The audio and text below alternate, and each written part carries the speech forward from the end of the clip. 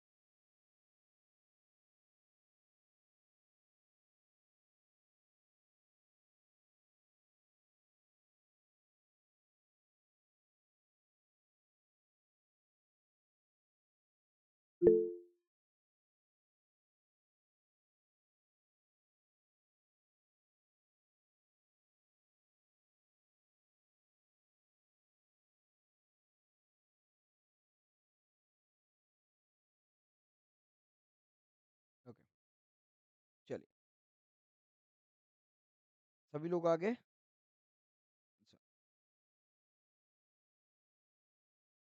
चलिए सभी लोग आगे बेटा। सभी का स्वागत है आज के सेशन में। स्टार्ट करते हैं आज का सेशन हमारा। Section number 128। 128 कवर कर लिया था बेटा, यस और नो? 128 पे क्या क्या बताया था मैंने, जल्दी बोलो फटाफट से। 128 पे क्या क्या बोला था? Yes, come on everyone. ई कम ऑन। सबसे पहला क्या बोला था कि बुक्स ऑफ अकाउंट, यस और no? Within India as well as outside India maintain कर सकते हैं, यस और नो? कर सकते हैं। Okay, Yes, sir. नाउ दूसरी बात मैंने क्या बताई थी यहाँ पे? Yes, come on. जो विद इन इंडिया है वो क्या क्या हो सकता है? एक तो रजिस्टर्ड ऑफिस हो सकता है, दूसरा ब्रांच ऑफिस हो सकता है, सब्सिडरी कंपनी हो सकता है, यस और नो? यस। हर एक ब्रांच ऑफिस, हर एक सब्सिडरी कंपनी जो है अपना अपना बुक्स ऑफ अकाउंट अपनी अपनी जगह पे मेंटेन कर सकते हैं, बिल्कुल कर सकते हैं। बट पीरियोडिकली क्या करना पड़ेगा बेटा? समरी रिटर्न जो है आर ओ पी आई पे भेजना पड़ेगा, बराबर है क्या एवरीवन? यस और no? Yes, sir. Yes. Yes, अच्छा, sir. अगर कोई भी ब्रांच ऑफिस या सब्सिडरी कंपनी आउटसाइड इंडिया है तो उनको फिर क्या करना पड़ेगा बेटा? क्वार्टरली जो है समरी रिटर्न आरओ या ओपीआई को भेजना पड़ेगा। ओपीआई मतलब अदर प्लेस इन इंडिया, बराबर है In क्या? India. Yes no? Okay. Yes, sir. दूसरी बात क्या बोला था मैंने? अगर अदर देन रजिस्टर्ड ऑफिस और किसी भी जगह पे रखना है इंडिया में तो क्या करना पड़ेगा बेटा? जल्दी बोलो फटाफट से। विद इन 7 डेज, यस और नो? एओसी फाइल करना पड़ेगा किसको? आरओसी को, यस और no? Yes, Yes, sir. sir. Clear है या नहीं क्लियर है एवरीवन?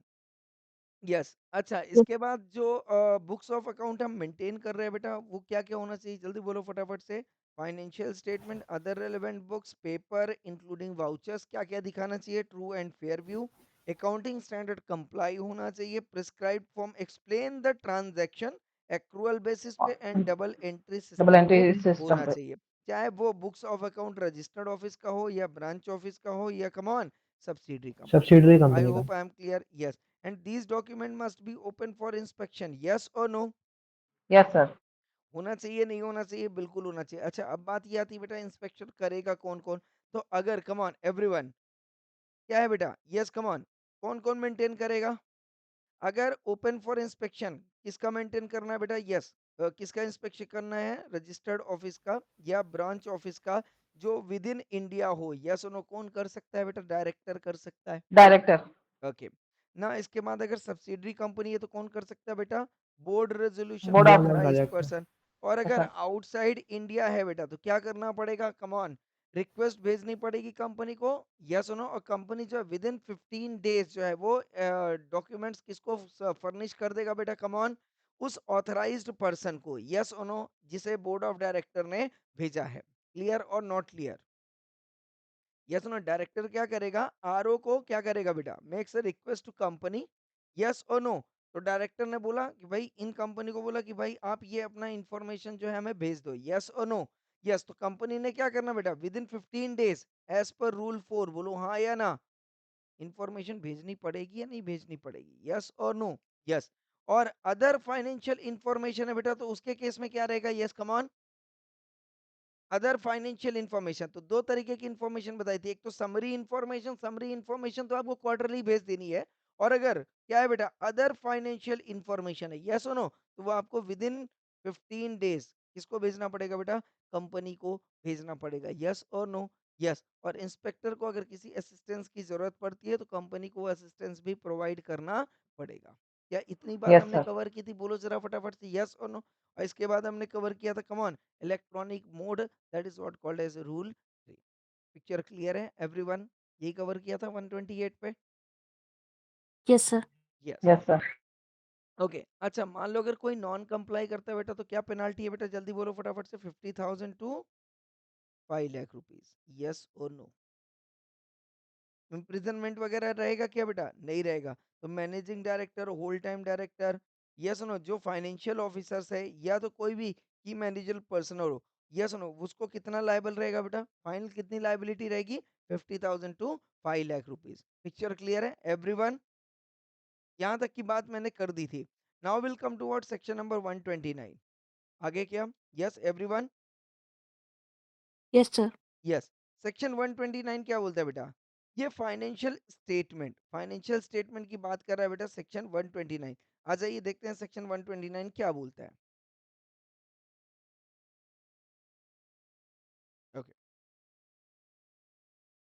देखिए 129 क्या बोलता है कि ये जो फाइनेंशियल स्टेटमेंट है बेटा, ये क्या बोल रहा है बेटा, shall give what command, true and fair view of the state of the affairs of the company, yes और नो।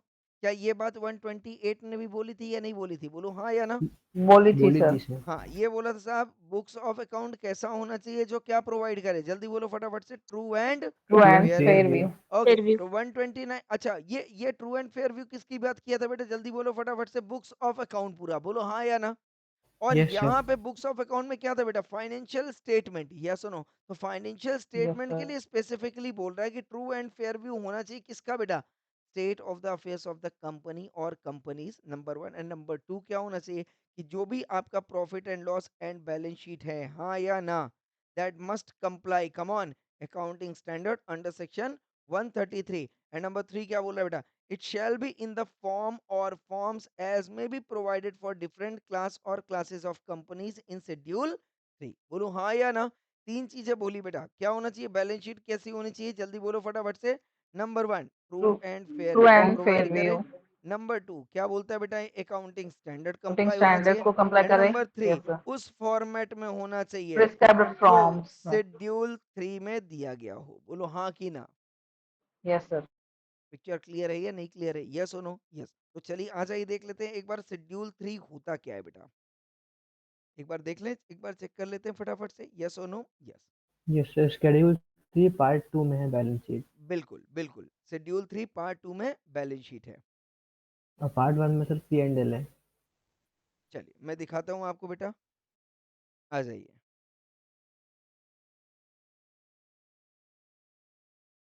यस, ये मिल गया यहाँ पे 129 शेड्यूल 3 हमने क्लिक किया, यहाँ पे हम आगे बेटा शेड्यूल 3 पे, बोलो हाँ या ना। ये अभी आपको कुछ नहीं देखना है, ये कौन सा बेटा, देखो डिवीजन 1 चल रहा है या नहीं चल रहा है, यस।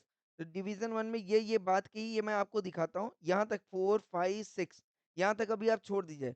फिर पार्ट 1 क्या आ रहा है बेटा, देखो यहाँ पे फटाफट से, पार्ट 1 क्या आ रहा है बेटा, बैलेंस शीट क्या आ रहा है, कम ऑन एवरीवन, बैलेंस शीट। और किस फॉर्मेट में देना है बेटा, क्या ये दिया हुआ है, बोलो जरा फटाफट से, यस यस यस सर। और सर। नो। Yes sir. और फिर नीचे क्या लिखा हुआ बेटा, see accompanying notes to the financial statement, yes और नो।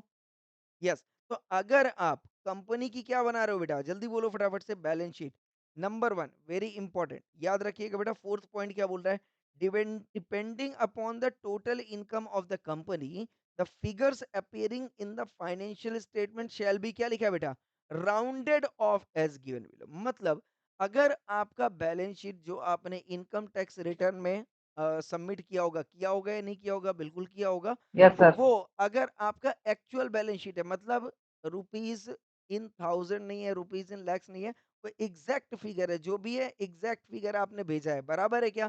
तो क्या आप सेम बैलेंस शीट आरओसी को भेज सकते हो क्या? बोलो ज़रा फटाफट से, क्या सेम बैलेंस शीट आप आरओसी को भेज सकते हो? अगर आपकी बैलेंस शीट, ध्यान से समझिएगा बेटा, अगर आपकी बैलेंस शीट XYZ से सपोज़ मान लीजिए, ओके, इस तरीके से, ये रहा। तो अगर आपकी बैलेंस शीट में इक्विटी शेयर यहाँ पे दिख रहा है 10 लाख का, और आपने एज इट इज ऐसा 10 लाख लिखा है यहाँ पे भी, पिछले साल भी 10 लाख था, यस और नो? तो इस तरीके से आपकी बैलेंस शीट है, पूरा का पूरा फिगर।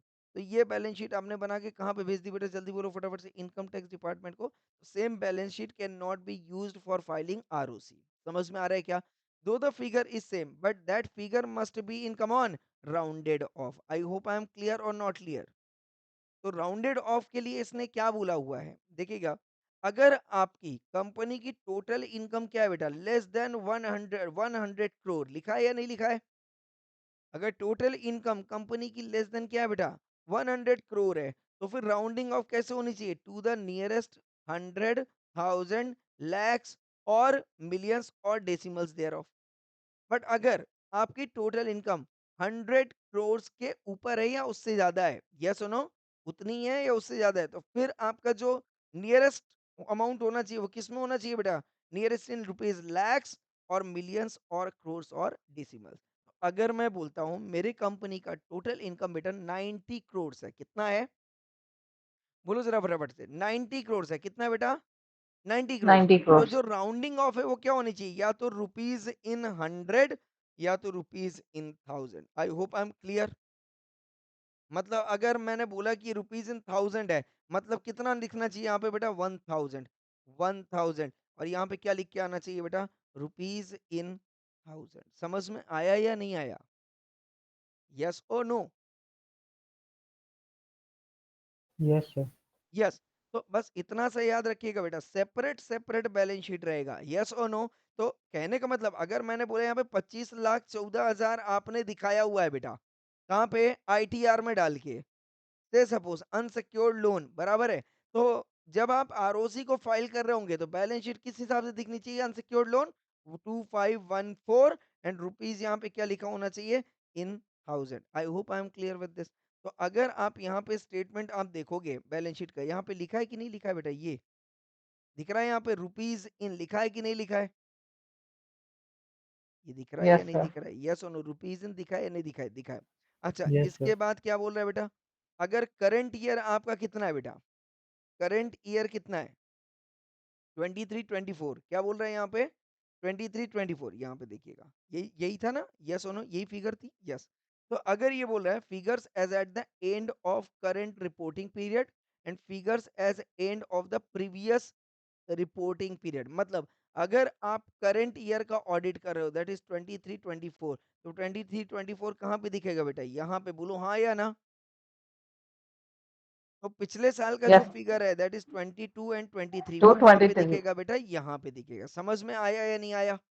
तो इक्विटी शेयर लाइबिलिटी जो भी है आपका, शेयर फंड, शेयर कैपिटल कितना है मान लो, यहाँ पे आपने दिया है रुपीज इन 1000, तो यहाँ पे अगर 10 लैक्स था तो क्या आ जाएगा बेटा? 1000 यहाँ पे दिखेगा, 1000 यहाँ पे दिखेगा। बोलो हाँ या ना? मान लो करंट ईयर का प्रॉफिट आ रहा है 25,14,000, बराबर है क्या? हाँ या ना? और पिछले साल का प्रॉफिट आ रहा है बेटा 20,15,000। समझ में आ रहा है क्या? तो इस तरीके से लिखना पड़ेगा। पिक्चर क्लियर है या नहीं क्लियर है? डैश डैश हो गया, आप अपना टोटल निकाल सकते हो। पिक्चर क्लियर और not clear everyone? Yes. Yes, sir. Yes. Yes, sir. बस इतना इतना याद रख लीजिएगा, आपका बैलेंस सेम रहेगा, कोई दिक्कत नहीं है, सिर्फ उसकी राउंडिंग ऑफ जो है वो बेटा चेंज हो जाएगी। I hope I am clear with this everyone? Yes. तो जबकि चूंकि मैं प्रैक्टिसिंग चार्टर्ड अकाउंटेंट हूँ, है ना, तो मैंने अगर किसी कंपनी का मान लो बैलेंस शीट बनाया, profit and loss and balance sheet बना के मैंने इनकम टैक्स डिपार्टमेंट को दे दिया, तो same balance sheet can not be used while filing to ROC. आ रहा है बात समझ? हमको क्या करना पड़ेगा? उसी बैलेंस शीट को यूज करना पड़ेगा, बट उसके जो फिगर्स है वो किस में रखने पड़ेंगे बेटा? रुपीज इन 1000 और रुपीज इन 100, अगर उसकी टोटल इनकम कितनी है बेटा? 100 करोड़ के नीचे है। और अगर 100 करोड़ या उससे ऊपर है तो कितना होना चाहिए? Rupees in lakh, rupees in billion, rupees in trillion. I hope I am clear और नॉट क्लियर एवरीवन? Yes, बोलो sir. जरा फटाफट यस। तो अब ये बताओ, अगर रिलायंस कंपनी का जो बैलेंस शीट दिखेगा आरओसी वाला, वो किस में दिखेगा बेटा? रुपीज इन लैक्स में दिखेगा। आप देखिएगा वहां पे क्या दिखेगा बेटा? रुपीज इन लैक्स में दिखेगा, यस और नो? पर अगर छोटी मोटी कंपनीज का बैलेंस शीट अगर आप आरओसी का देखेंगे तो वो किस में दिखेगा बेटा? रुपीज इन 100 या रुपीज इन 1000 में दिखेगा। पिक्चर क्लियर है एवरीवन?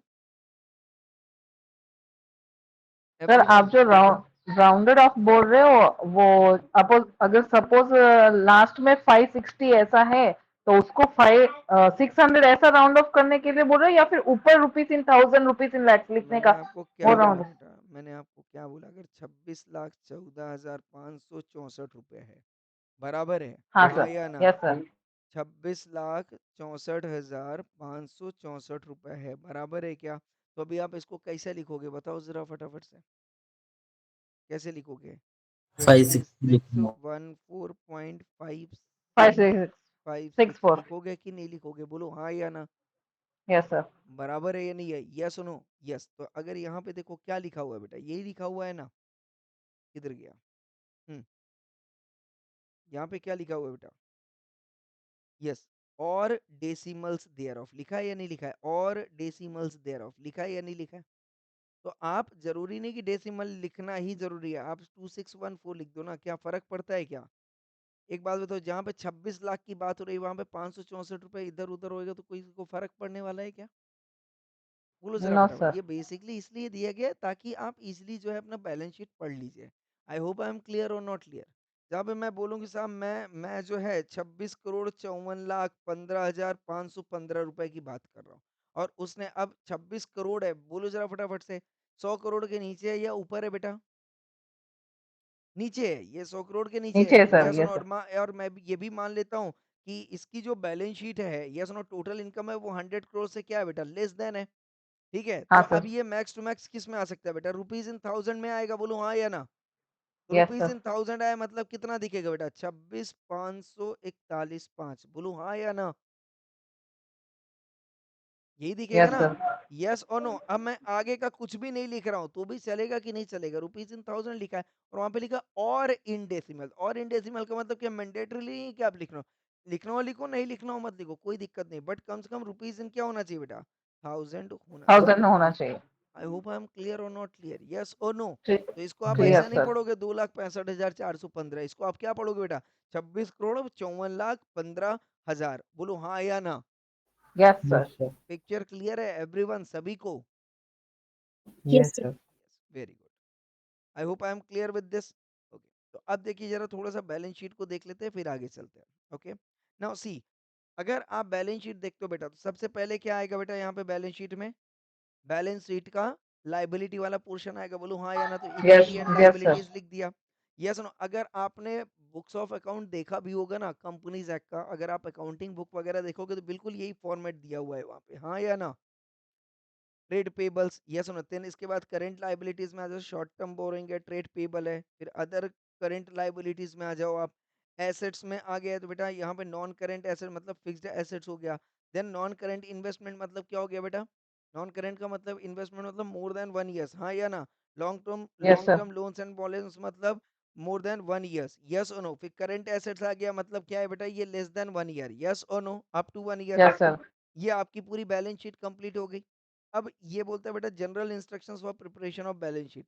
अब ये यहाँ पे ये जो जो सारी चीजें हैं इसको आपको कंप्लाई करना है, यहाँ पे कंपनीज एक्ट ने लिखा हुआ है शेड्यूल में, ये चीजें आपको पूरा का पूरा क्या करना पड़ेगा बेटा? रिपोर्ट करना पड़ेगा, बोलो हाँ या ना?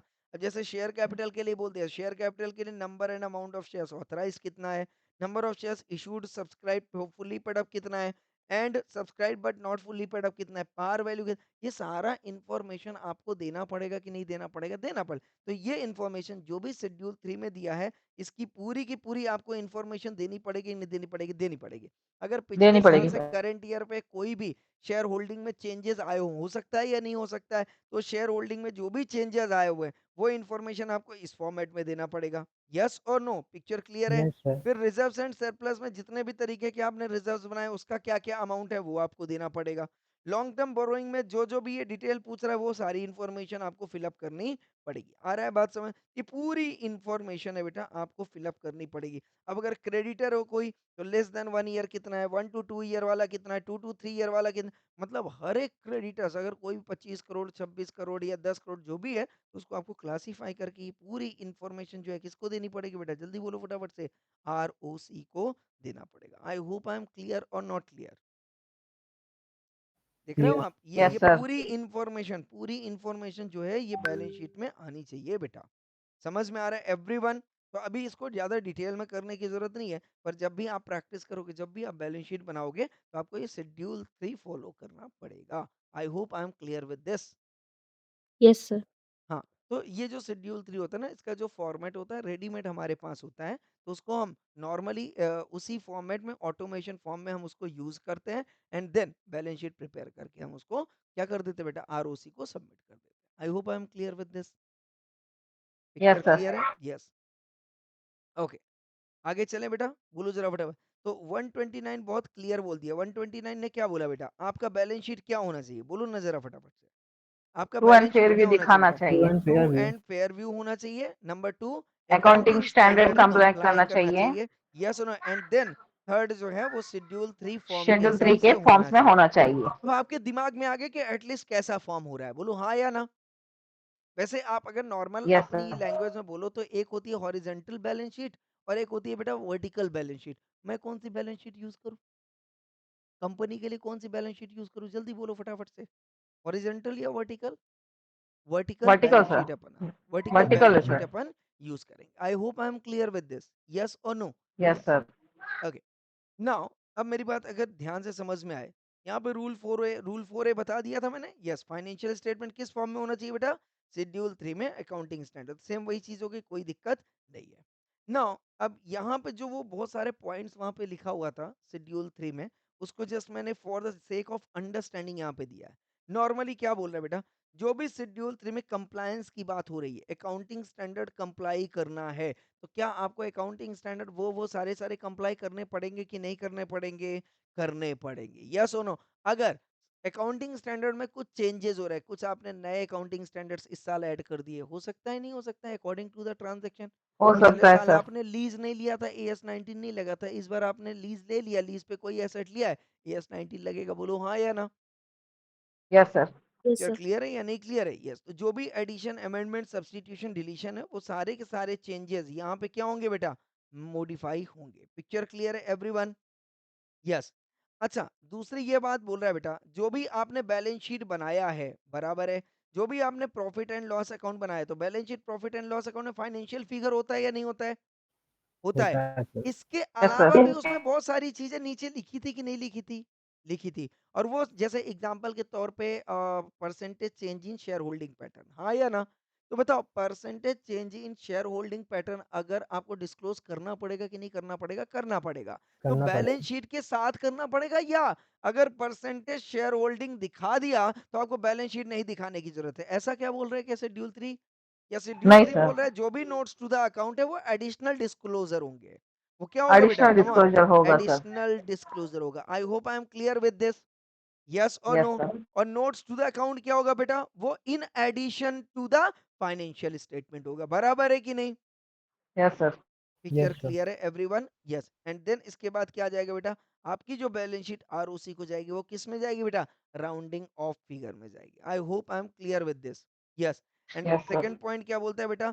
बैलेंस शीट का फिगर और प्रॉफिट एंड लॉस का फिगर क्रॉस रेफरेंस होना चाहिए, नहीं होना चाहिए? एग्जांपल के तौर पे सैलरी पेबल एंड सैलरी, तो सैलरी किधर जाना चाहिए बेटा? प्रॉफिट एंड लॉस अकाउंट पे। एंड करस्पॉन्डिंग उसका बैलेंस कहाँ पे दिखना चाहिए बेटा? सैलरी पेबल पे। बोलो हाँ या ना? आउटस्टैंडिंग सैलरी है ना? Yes sir. क्लियर है या नहीं क्लियर है? यस और नो? यस। तो जो भी एक आइटम यस और कहाँ पे जा रहा है? प्रॉफिट एंड लॉस, उसका करस्पॉन्डिंग आइटम कहाँ पे दिखना चाहिए बेटा? बैलेंस शीट में दिखना चाहिए, as and when required. As and when required. अगर सैलरी आपने पे की है तो सैलरी अकाउंट डेबिट, तो सेम उसका सेकंड इफेक्ट जो है वो कैश किस में दिखना चाहिए? बैंक में दिखना चाहिए। बोलो हाँ या ना? यस, हाँ और सर, अगर आपने पेमेंट नहीं किया तो एटलीस्ट लाइबिलिटी में दिखना चाहिए उतना लाइबिलिटी, अमाउंट, यस सर, बराबर है कि नहीं? क्लियर और यस नॉट सर, क्लियर? तो क्रॉस रेफरेंस लेना पड़ेगा कि नहीं लेना पड़ेगा? लेना पड़ेगा। ये कोई लेना नई पड़ेगा। बात कर रहा है बेटा, ये हमको पता था, ये हमको पता पता था, था सर। बट उसने बताया करके कि शेड्यूल 3 ऐसा बोलता है। कोई बात नहीं, मैंने इसको कंसीडर कर लिया। आपको एग्जाम पॉइंट ऑफ व्यू पढ़ने की जरूरत नहीं है, just for the sake of understanding मैंने आपको दिखा दिया है। Clear everyone? तो yes sir, yes schedule sir. 3 आपको एज सच एग्जाम के लिए पढ़ने की जरूरत नहीं, बट यस प्रैक्टिकल लाइफ में यही आपको अप्लाई होगा, बाकी की चीजें अप्लाई नहीं होगी, यही अप्लाई होगा। That is what called as schedule 3। Clear है? Yes sir, yes sir. Okay, now next point आता है बेटा, provided that items contained in such financial statement shall be in accordance with the accounting standard. ठीक है, इसमें कोई दिक्कत नहीं है। फिर क्या बोल रहा है, provided further that nothing contained in this subsection, कौन सा सबसेक्शन बेटा? 129 1, yes or no, shall apply to, come on, insurance company, banking company, electricity company or any other classes of company। अब ये क्या बोल रहा है बेटा? आपने इन तीनों की अकाउंटिंग की है कि नहीं की है? सीए इंटर में नहीं है ना?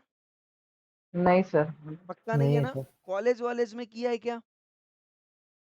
कॉलेज में होगा, मैंने तो नहीं की sir. First year second year final कहीं ना कहीं पे होएगा। ये सुनो, जब भी ये आएगा, मेरी बात ध्यान से समझिएगा बेटा, इंश्योरेंस जिस तरीके से कंपनीज एक्ट का शेड्यूल दिया हुआ है, दिया है कि नहीं दिया है? शेड्यूल दिया है दिया है सर। या नहीं दिया है? पहले yes sir, equity, share capital, reserves and surplus, unsecured loan, secured loan, okay, current, ऐसा कुछ दिया हुआ है नहीं दिया हुआ है? दिया हुआ है। तो उसी तरीके से सेपरेट शेड्यूल, क्या बोला मैंने?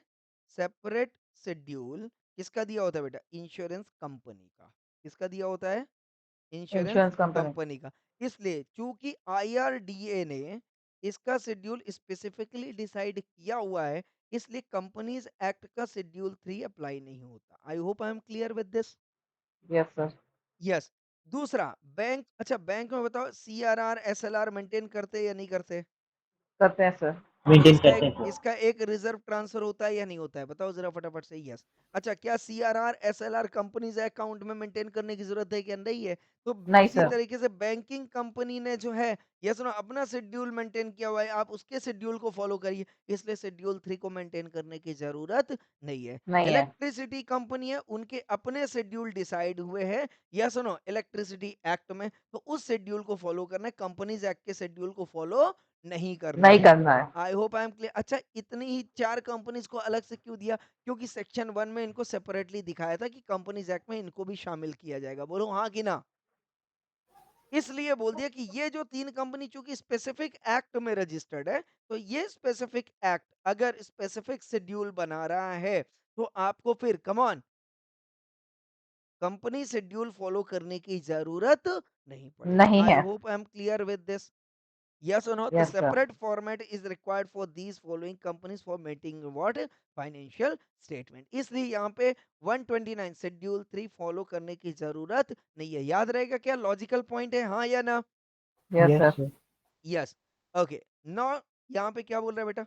Provided also that the financial statement shall not be treated as not disclosing a true and fair view. क्या मतलब बोल रहा है बेटा? अगर फाइनेंशियल स्टेटमेंट को क्या बोल रहा है? Shall never be treated as not disclosing a true and fair view of the state of the company merely by reason of the fact that they do not disclose. अगर insurance company ने क्या नहीं दिखाया बेटा? Any matters which are not required to be disclosed by the Insurance Act 1938। Insurance act ने मना कर दिया है कि ये वाली पर्टिकुलर पॉइंट मत दिखाना, पर शेड्यूल 3 कंपनीज एक्ट का बोलता है दिखाना है, हाँ या ना? यस या सर। सुनो, समझ में आ रहा है या नहीं आ रहा है? इंश्योरेंस कंपनी के लिए मुझे क्या फॉलो करना है बेटा? जल्दी बोलो फटाफट से। Insurance companies act. हाँ, हाँ यार। तो वहां पे शेड्यूल कौन सा फॉलो करना है बेटा? Schedule by IRDA. Yes yes sir. Yes और no? Sir. Schedule by companies act follow करना है क्या बेटा? नहीं करना। No no sir. सर। ये करना है, हाँ या ना? तो अगर ये वाला एक्ट बोलता है कि से सपोज एग्जांपल के तौर पे एक्स आइटम आपको नहीं दिखाना, बराबर है, बट शेड्यूल बोलता है एक्स आइटम दिखाना है मुझे, यस और नो? तो यस सर। आपने चूंकि आईआरडीए फॉलो किया था, आपने इसको नहीं दिखाया, तो बोलो जरा फटाफट से, क्या मैं मान लूं कि ट्रू एंड फेयर व्यू नहीं दिखाई दे रहा है? नहीं सर, फिर भी true and judgement fair view है है। हाँ, ये तो भी वही है। बोल रहे हैं ना, financial statement shall not be treated as not disclosing a true and fair view of the state of the affairs of the company merely by reason of the fact that they do not disclose, come on, any matters which is not required to be disclosed under the Insurance Act 1938. Yes or no? कहने का मतलब क्या है कि अगर जिसे IRDA ने मना कर दिया और आपने उसको नहीं दिखाया विदाउट एनी अदर रीजन, तो फिर मैं मान लूंगा कि स्टिल जो बैलेंस शीट है हमारा वो ट्रू एंड फेयर व्यू दिख रहा है। बोलो हाँ या ना? Yes sir. Yes, but for other than this reason, yes और no, other than this reason, आपने अगर इसमें नहीं दिखाया बेटा, कंपनीज एक्ट 2013 में नहीं दिखाया, बोलो हाँ या ना? Other than this reason, other than this reason की अगर, चलो आईआरडीए ने मना कर दिया इसलिए नहीं दिखाया, अब आईआरडीए फॉलो कर रहे थे, आईआरडीए ये बोल रहा, ये कुछ भी ऐसा नहीं बोल रहा था कि आप मत दिखाओ, but because of some reason, some other reason आपने उसको नहीं दिखाया, तब क्या true and fair view affect हो जाएगा? हाँ सर, इफेक्ट हो जाएगा। तब अगर मतलब आप किसी कारणवश आपके पास इंफॉर्मेशन नहीं है या आपके पास गलत इंफॉर्मेशन है इसलिए आपने दिखा दिया, तो फिर true and fair view affect हो जाएगा। आई hope I am clear with this. Same in the case of banking company, and same in the case of come on electricity company, and same in the case of what, come on, company govern by any other law. I hope I am clear with this. Yes sir. Picture clear है? तो मतलब अगर IRDA ने बोल दिया कि मत दिखाओ, जरूरत नहीं है, और आपने नहीं दिखाया तो चलेगा, कोई दिक्कत नहीं है, true and fair view maintain है आपका, बराबर है क्या? Yes yes sir. Sir. Yes और नो? यस। अच्छा, आईआरडीए ऐसा कुछ भी नहीं बोल रहा है कि आप मत दिखाओ, आईआरडीए बोल रहा है, ऐसा कुछ भी नहीं बोल रहा है, वो चुप है, नहीं दिखाने के बारे में मत नहीं बोल रहा है कि वो मत दिखाओ, फिर भी आप उसको because of some other reason नहीं दिखा रहे हो, बोलो जरा फटाफट से, तो तब ट्रू एंड क्या fair true view and affect fair हो व्यू जाएगा। अफेक्ट होगा? हाँ, ट्रू एंड फेयर व्यू अब अफेक्ट हो जाएगा, मतलब क्या वो बैलेंस शीट एक्सेप्टेबल होगी in the eyes of ROC? No, वो नहीं। एक्सेप्टेबल नहीं होगी। यस नो, पेनल कॉन्सिक्वेंसेस उसमें लग जाएंगे। पिक्चर क्लियर है everyone? Yes sir. Yes, 100% sure shot? Yes sir. Okay. Sir ये आवाज आपकी बहुत ज्यादा गूंज रही है। आवाज गूंज रही है? फ्रॉम द स्टार्टिंग से गूंज रही है सर। आवाज गूंज रही है मेरी? अभी भी गूंज रही है? हाँ सर, सभी बोल रहे थे। अब बताया क्यों नहीं पहले आपने?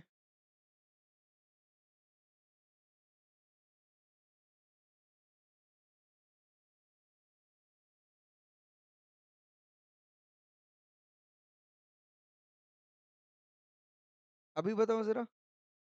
हाँ अभी। अभी क्लियर है? बताना चाहिए ना पहले। चलो, अभी क्लियर है पिक्चर?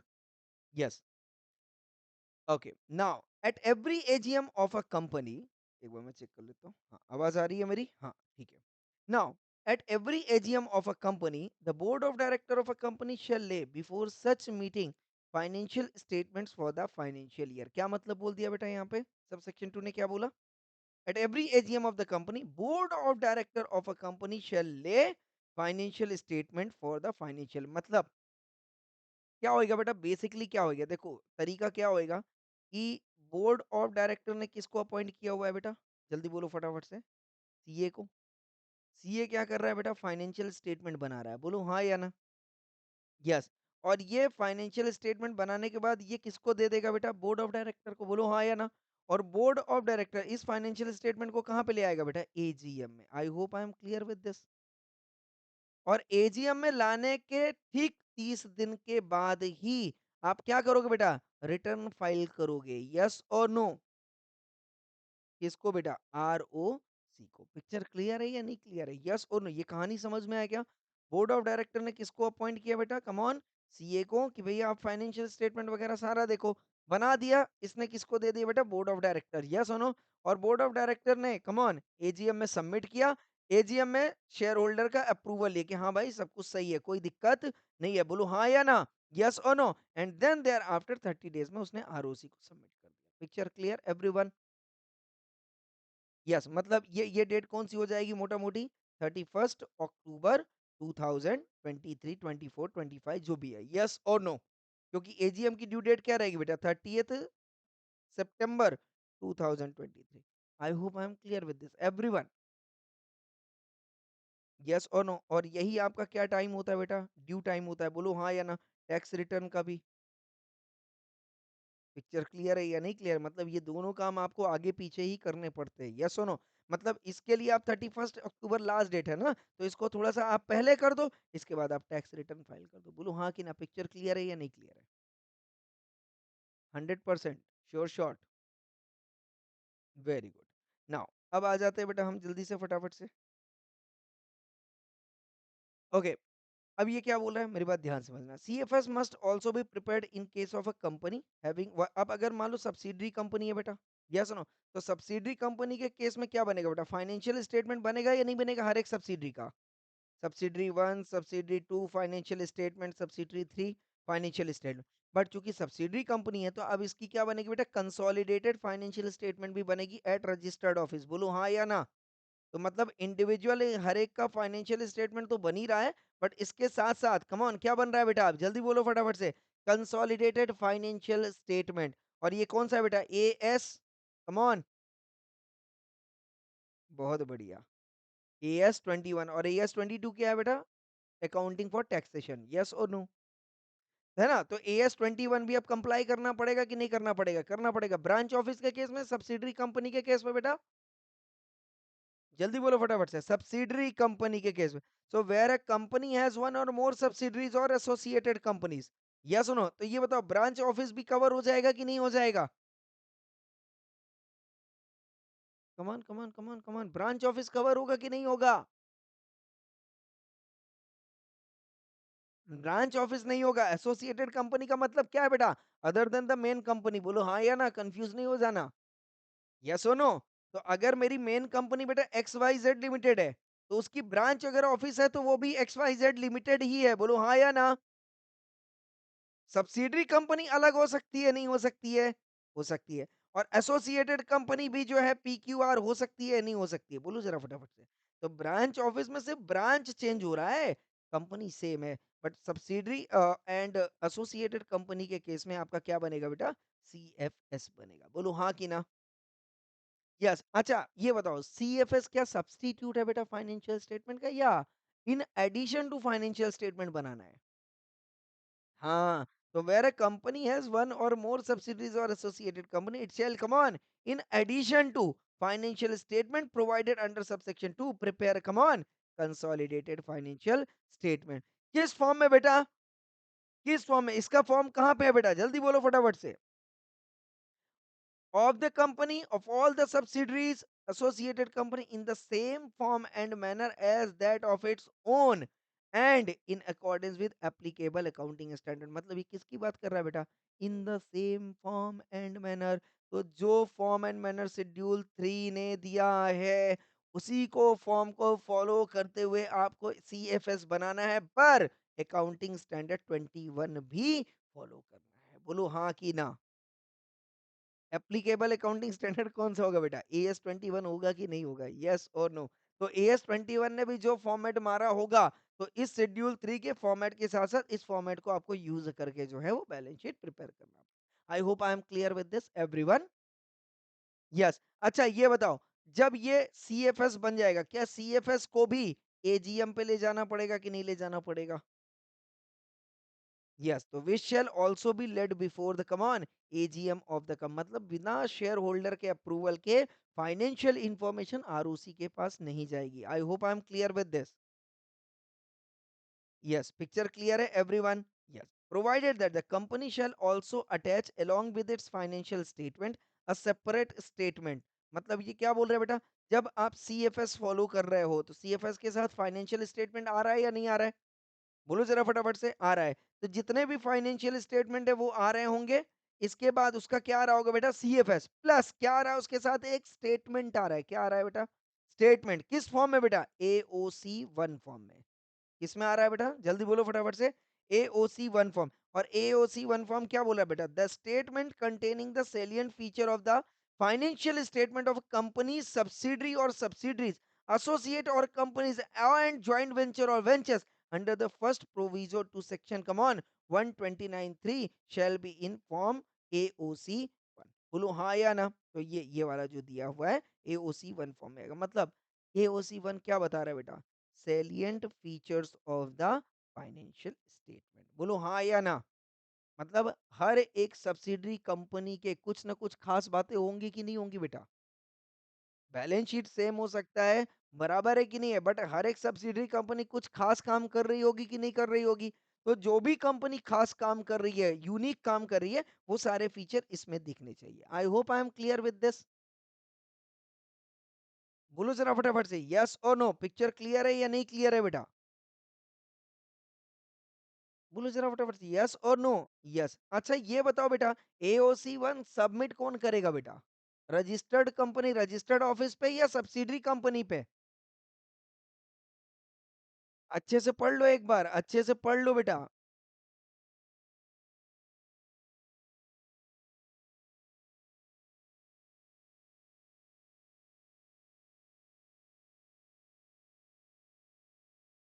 Come on. क्या बोल रहा है ये? कौन फाइल फाइल कर रहा है बेटा? रजिस्टर्ड ऑफिस पे हो रहा है या सब्सिडरी कंपनी जो है वो फाइल करके कंपनी को दे रही है?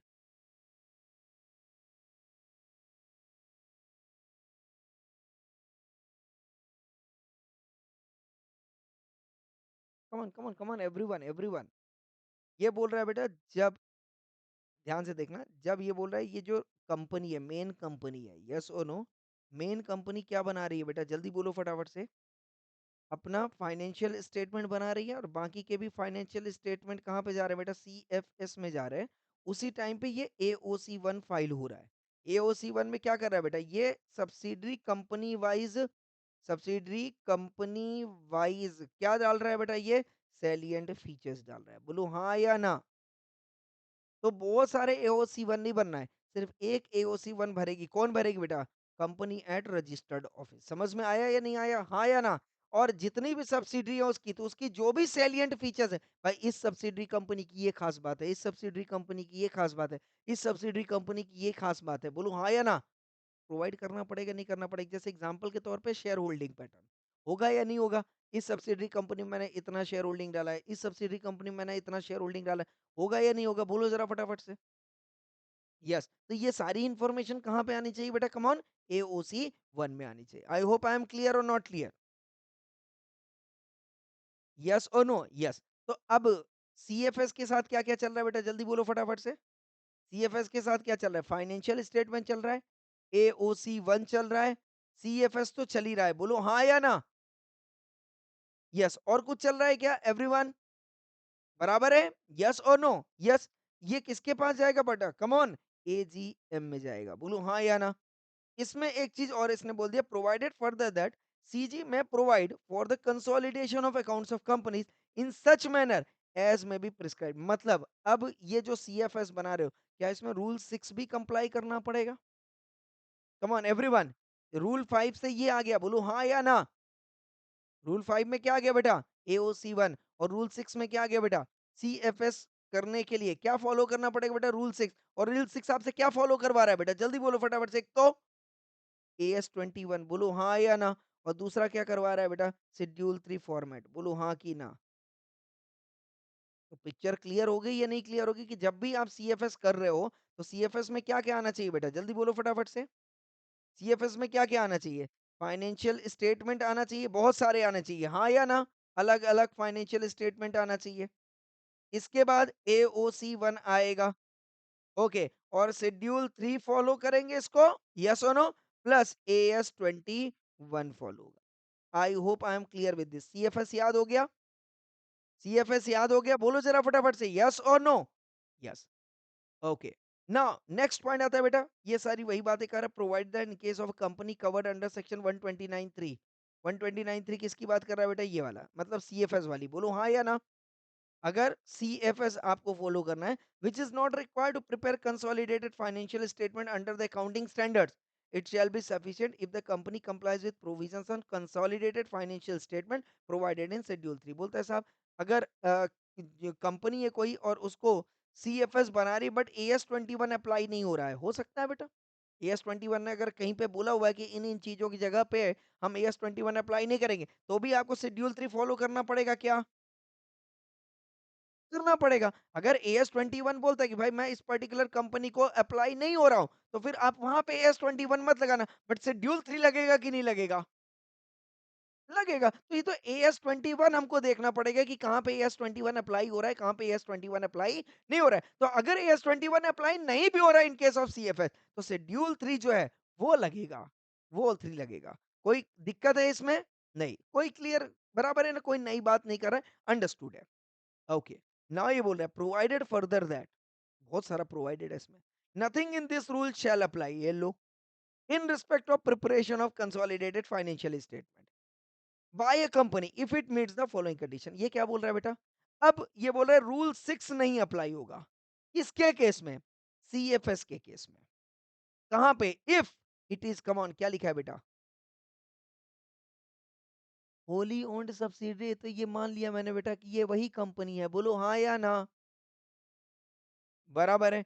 और is a partially owned subsidiary of, come on, another company, partially owned subsidiary of, come on, another company, and all its other members including those not otherwise entitled to vote having been intimated in writing and for which the proof of delivery of such intimation is available with the company do not object to the company not representing, not presenting or consolidated financial statement। क्या मतलब बोल रहा है बेटा ये क्या बोल रहा है कि रूल 6 अप्लाई नहीं होगा किस केस में बेटा? जल्दी बोलो फटाफट से। एक तो होली ओन्ड सब्सिडरी के केस में, एंड नंबर टू, अगर कोई partially owned subsidiary of another company हो। यस और नो? जैसे मैंने बोला एक्स वाई जेड लिमिटेड, तो एक्स वाई जेड लिमिटेड की सब्सिडरी मान लो कौन है बेटा? एबीसी है। कौन है? ABC limited.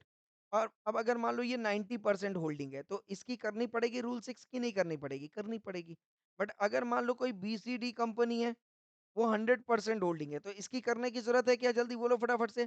शेड्यूल 3 अलग से फॉलो करने की जरूरत नहीं है। अच्छा, मान लो ये जो कंपनी है, कौन कंपनी है बेटा? PQR limited. Okay, PQR limited क्या बोल रहा है बेटा? कुछ होल्डिंग सब्सिडरी कंपनी यहाँ पे भी है और इसकी भी सब्सिडरी भी हो सकती है, बोलो हाँ या ना? यस और नो? STU लिमिटेड की भी सब्सिडरी हो सकती है या नहीं हो सकती है? मतलब इसको हम क्या बोलेंगे बेटा? Partially owned subsidiary of another company, बोलो हाँ या ना? मतलब कुछ पोर्शन 45% इसने रखा हो, 55% इसने रखा हो सकता है कि नहीं हो सकता है? इस केस में जो है शेड्यूल 3 नहीं लगेगा, यही बोल रहा है बेटा। Yes, and all its other members, including those not otherwise entitled to vote। मतलब क्या लिखा है बेटा? Including those not otherwise entitled to vote। मतलब क्या, कौन का मतलब हो गया बेटा? चाहे उनको वोटिंग राइट्स हो या ना हो, यही मतलब बोल रहा है, बोलो हाँ। कोई दिक्कत नहीं है, मैंने बोल दिया ऑल मेंबर्स, ठीक है ना? All its other members having been intimated, क्या किया गया हो बेटा? इंटीमेट किया गया हो in writing, and for which, जिसका प्रूफ ऑफ डिलीवरी जो है अवेलेबल हो कंपनी के पास। बराबर है या नहीं है? यस और नो? मतलब सिंपली लैंग्वेज में ये क्या बोल रहा है यार, कि बाकी के मेंबर्स को क्या होना चाहिए बेटा? इंटीमेट होना चाहिए, पता होना चाहिए। यस और नो? तो उस केस में कम ऑन, क्या नहीं लगेगा बेटा? शेड्यूल 3 रूल 6 नहीं लगेगा। बराबर है या नहीं है? हाँ या ना? Yes. If it is a company whose securities are not listed and are not in the process of listing on stock exchange, क्या कहने का मतलब क्या हो गया बेटा? कौन सी कंपनी को रूल 6 नहीं लगेगा बेटा? अनलिस्टेड कंपनी को। अनलिस्टेड कंपनी को रूल 6 नहीं लगेगा। क्लियर है? Its ultimate or any intermediate holding company files consolidated financial statement with the registrar which are in compliance with the applicable accounting standard. क्या मतलब बोल रहा है बेटा ये क्या मतलब बोल रहा है बेटा? थर्ड वाला पॉइंट क्या बोल रहा है? रूल 6 नहीं लगेगा, क्या मतलब बोल रहा है? थर्ड पॉइंट कोई बताएगा?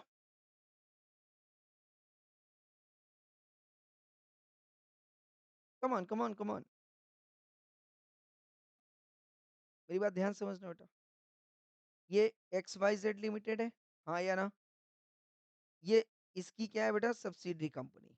कौन है बेटा? एबीसी लिमिटेड, बोलो हाँ या ना? हो सकता है? और ये एबीसी लिमिटेड जो है पीक्यूआर लिमिटेड की भी सब्सिडरी हो सकता है बेटा? बोलो ज़रा फटाफट से। तो अगर एक्स वाई जेड लिमिटेड ने डायरेक्टली इसमें पैसा लगाया हुआ है तब तो डायरेक्ट सब्सिडरी होगी, बोलो हाँ या ना? यस और नो? और अगर एक्स वाई जेड लिमिटेड ने पैसा किस में लगाया बेटा? पीक्यूआर में। और पीक्यूआर ने पैसा किस में लगाया हो बेटा? ABC limited. तो पीक्यूआर लिमिटेड क्या हो गया बेटा? इंटरमीडिएट कंपनी हो गया कि नहीं हो गया? बोलो हाँ या ना? और अगर इंटरमीडिएट कंपनी ने क्या कर दिया बेटा? सीएफएस बना दिया है, हो सकता है, तो क्या इसको सीएफएस बनाने की जरूरत है क्या? नहीं है। पिक्चर क्लियर और नॉट क्लियर? यस और नो? भाई सीधी सी बात है ना, एक कंपनी का दो दो सीएफएस थोड़ी ना बनेगा। Picture clear everyone? बहुत बढ़िया। फिर प्रोवाइडेड दैट है, कितना सारा प्रोवाइडेड दैट, माँ कसम। हाँ, provided also that nothing content in this rule shall subject to any other law. ये वाला पॉइंट क्लियर है या नहीं क्लियर है बेटा? ये वाला C F S not applied, यही है मतलब। हाँ चलो, ये पिक्चर क्लियर हो गया। फिर क्या बोलता है? Provided also that nothing content in this rule shall apply for the financial year अप्रैल से लेके 15 तक। ये तो भूल जाओ, गोली मार दो। कोई दिक्कत है क्या? ये किसी पर्टिकुलर खास एक साल की बात कर रहा है, छोड़ दो, गोली मारो बड़ी। 14-15 बीत गया, मुझे ध्यान ही नहीं देना इसको। हाँ या ना एवरीवन? भाई उस साल में कुछ इश्यू रहा होगा, यस नो, कंप्लायंस इश्यू, जिसकी वजह से उसको बाहर कर दिया। मैंने कहा, ठीक है भाई, कोई दिक्कत नहीं है। Now provided also that nothing in this rule shall apply consolidation of financial statement by a company having subsidiary और सब्सिडीज इनकॉर्पोरेटेड, कम ऑन, क्या लिखा है बेटा? Outside India, only for the financial year commencing on or after, come on, 1 अप्रैल 2004। मतलब ये बोल रहा है बेटा 1 अप्रैल 2014 तक फॉरेन सब्सिडरी को, ये लिखा है बेटा, फॉरेन सब्सिडरी को रूल 6 लगता था, यही मतलब हुआ है। बट अब 1 अप्रैल 2014 के 14 के बाद फॉरेन सब्सिडरी को रूल 6 नहीं लगता, खत्म हो गई बात। बोलो हाँ या ना? तो इसमें बहुत ज्यादा इंपॉर्टेंट, ये भी इंपॉर्टेंट नहीं है एग्जाम पॉइंट ऑफ व्यू, बोलो हाँ या ना?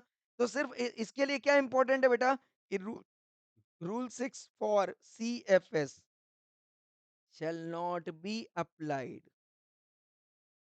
in case of, come on, foreign subsidiary as of now, हाँ या ना?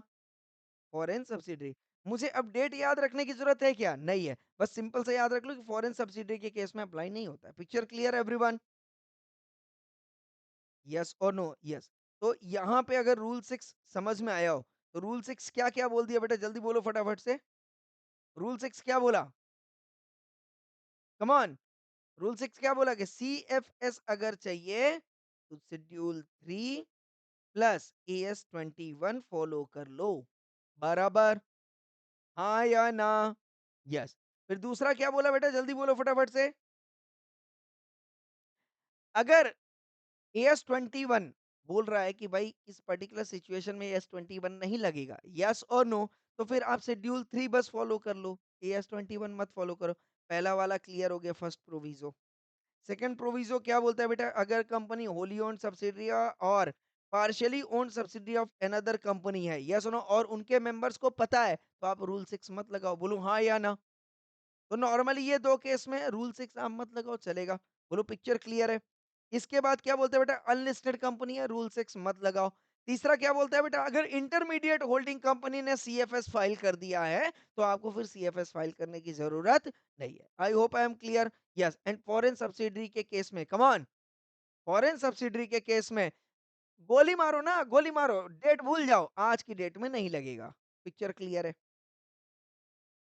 यही लिखा है ना, ऑन और आफ्टर लिखा है ना, तो ठीक है भाई, on or after foreign subsidy के केस में नहीं लगेगा। पिक्चर क्लियर है? यस और नो? ओके। नाउ अब ये बोलते हैं the provision of this act applicable to the preparation, adoption, audit of financial statement of a holding company shall also apply to the, come on, CFS। मतलब क्या बोल रहा है बेटा? अगर फाइनेंशियल स्टेटमेंट का क्या हो रहा है बेटा? ऑडिट हो रहा है, तो ऑडिट फिर सीएफएस का भी होगा। खत्म हो गई बात। यस और नो? होगा कि नहीं होगा? होगा। बट म्यूटेटिस म्यूटेंडिस, बराबर ना? मतलब जहां पे थोड़े बहुत चेंजेस है, तो चेंजेस को मद्देनजर रखते हुए सीएफएस की भी ऑडिटिंग होगी। Clear? Without prejudice to subsection 1, okay, where the financial statement of the company do not comply with the accounting standard. अब क्या बोल रहा है बेटा ये? अगर फाइनेंशियल स्टेटमेंट शेड्यूल 3 फॉलो कर रहा है, बराबर, बर come on, AS21 not comply, yes और नो? कंप्लाई नहीं कर रहा है, तो बताओ जरा क्या करेंगे बेटा? कुछ नहीं करना, क्या उसकी जान थोड़ी ना लेना है। तो जो भी डेविएशंस हो रहा है उसको आप क्या कर दो बेटा? डिस्क्लोज कर दो रिपोर्ट में, खत्म हो गई बात। यस और नो?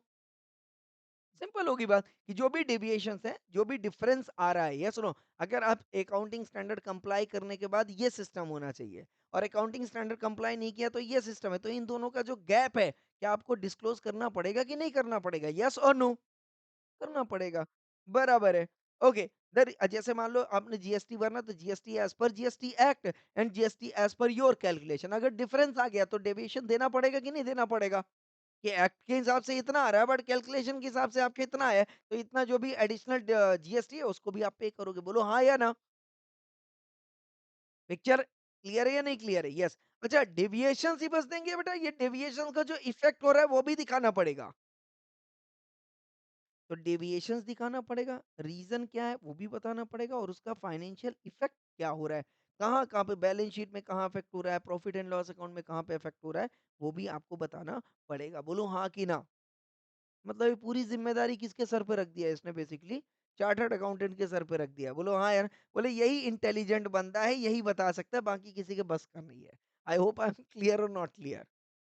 तो बोले भैया ये आप ही देख लो क्यों आ रहा है, डिविएशंस क्यों आ रहा है, क्या रीजन है, और इसका इम्पैक्ट कहाँ कहाँ पे हो रहा है, आप सीधा बता दो, बस मेरे को समझ में आ जाएगा। मैं अपनी माथाफोड़ी नहीं करना चाहता हूँ। क्लियर और नॉट क्लियर? यस और नो? यस। अच्छा, क्या सेंट्रल गवर्नमेंट के पास पावर है बेटा, on its own or on an application by a class or class of companies by notification? Come on, क्या लिखा है बेटा? Exempt any class or class of companies from complying with any of the requirement of this section or rule. Central government अगर चाहे तो बोल सकती है शेड्यूल 3 मत फॉलो करो, AS21 मत फॉलो करो। बोलो हाँ या ना? CD क्या कर सकती है बेटा? Exempt from, come on, compliance of. I hope I am clear और नॉट क्लियर? अगर उसको लगता है वो सुमोटो भी कर सकती है, on an application by a class or classes of companies भी कर सकती है, बट ऐसे कम गवर्नमेंट एग्जम्प्ट दे देगी क्या बेटा? जब तक आप जस्टिफाइबल रीजन उसको नहीं दोगे तब तक वो एग्जम्प्ट नहीं करेगी। आई hope I am clear? But central government का पावर दिया है सेक्शन ने कि अगर सेंट्रल गवर्नमेंट चाहेगी, यस नो, तो कर सकती है। आई hope I am clear? Yes. और अच्छा एक बात बताओ बेटा, ये एफएस और सीएफएस बनाने की जिम्मेदारी किसकी है बेटा? सबसे टॉप अथॉरिटी कौन होती है कंपनी, सबसे टॉप अथॉरिटी कौन होती है कंपनी की बेटा? Managing director. हाँ या ना? अब मैनेजिंग डायरेक्टर सभी कुछ दे रहा है, तो मैनेजिंग डायरेक्टर के नीचे फाइनेंस में कौन देख रहा होगा बेटा? सीएफओ। बोलो हाँ या ना? सीएफओ, सीएफओ कौन है बेटा? Chartered accountant bye employment. Chartered accountant bye employment. बोलो हाँ या ना? अब सीएफओ ने किसको हायर किया होगा बेटा? CA in practice. बोलो हाँ या ना? सीए इन प्रैक्टिस होगा कि नहीं होगा बेटा? बोलो जरा फटाफट से। यस। 1 मिनट, हाँ, होल्ड करना, 1 मिनट आया मैं, 1 मिनट।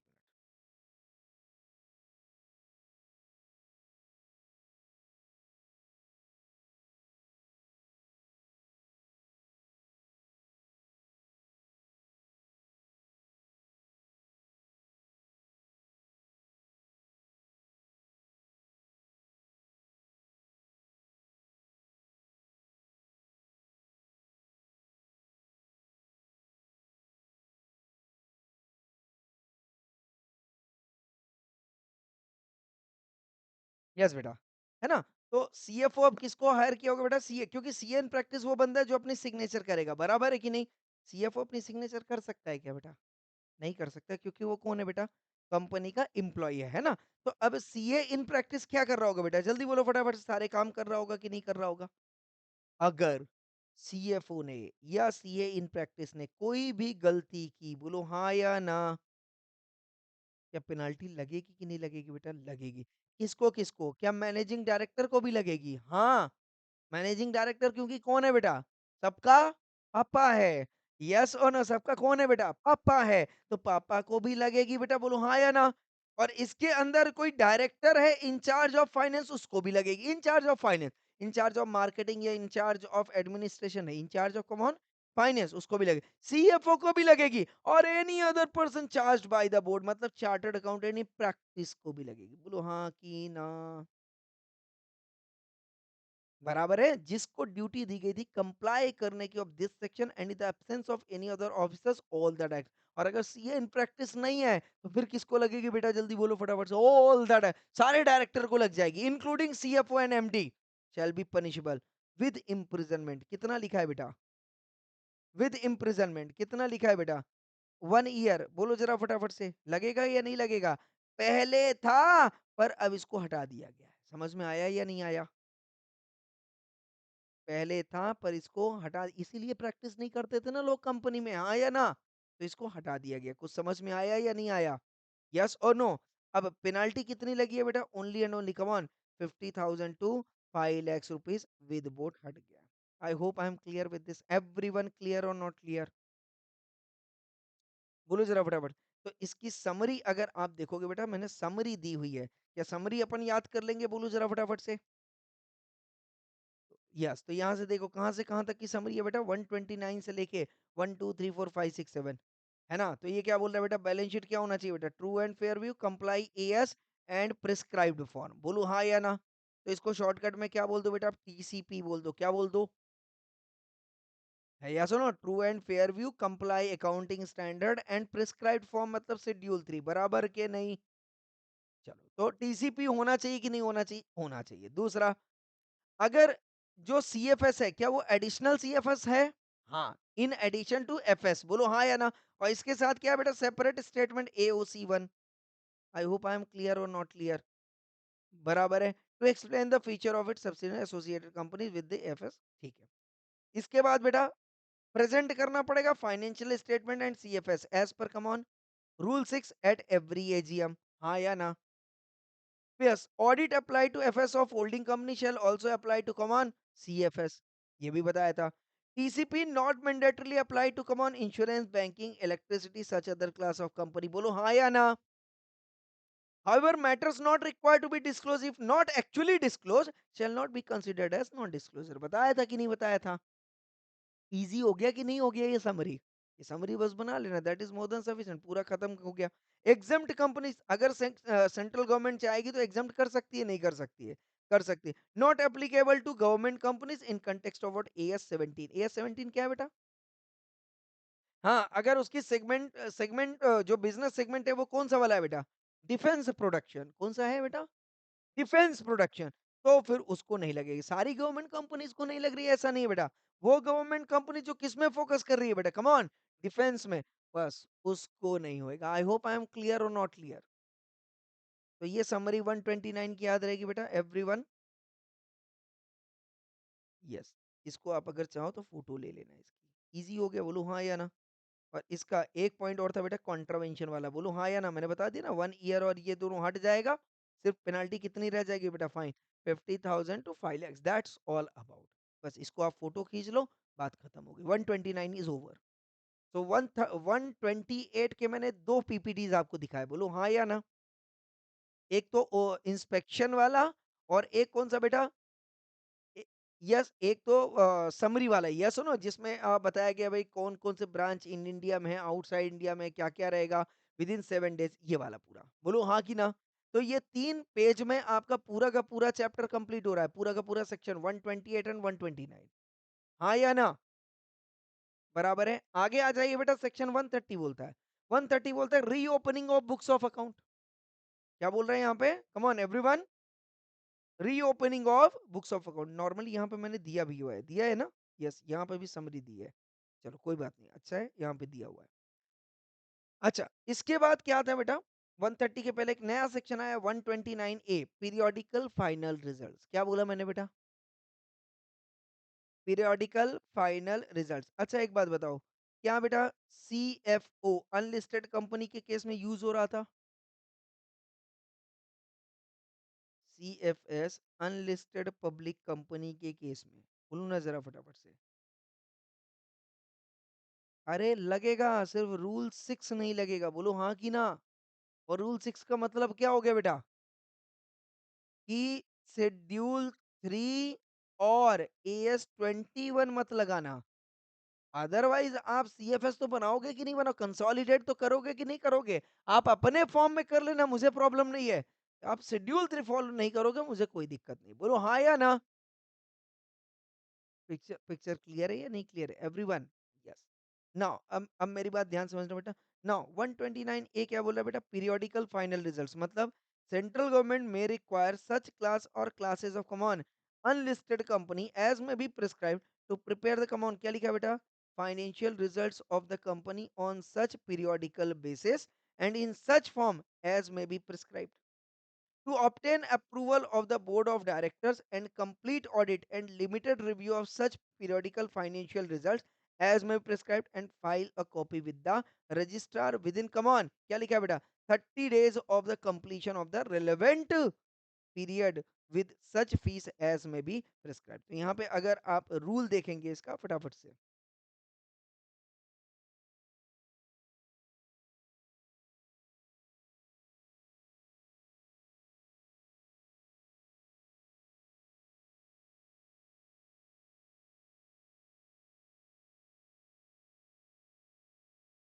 किधर गया?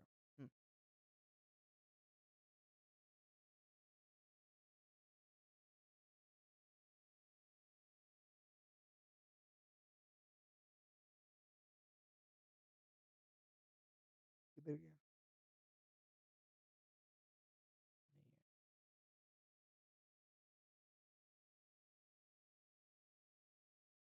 ओके ओके, कोई बात नहीं, ठीक है।